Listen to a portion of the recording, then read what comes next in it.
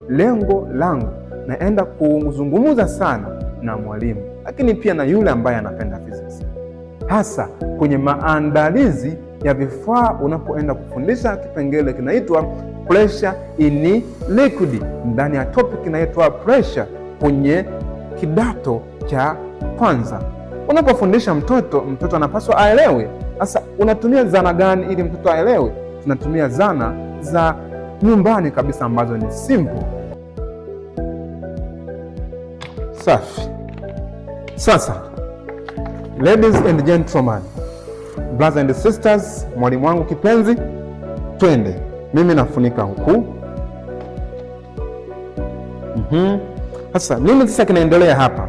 Manake nitaenda kufungua hizi tape zangu, alafu nitaona maji yanavyokuwa yanatoka kwenye haya matundu, ambapo kwamba tundu la huku na katikati na la chini, pressure ya maji ambayo yanatoka hapa itakuwa ipo tofauti. Na hapa ndipo utatumia kifaa hiki ili kumwelezea mtoto aelewe pressure difference in the liquid respectively to the depth itself.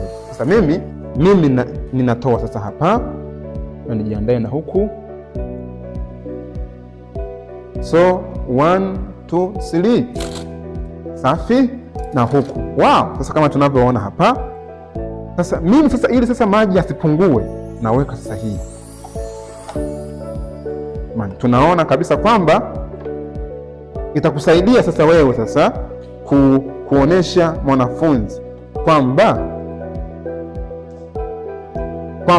pressure ambayo inatoka hapa sio sawa na pressure ambayo inatoka hapa, sio sawa na pressure inayotoka hapa. Lakini kwa nini hapa level hapa inafanana?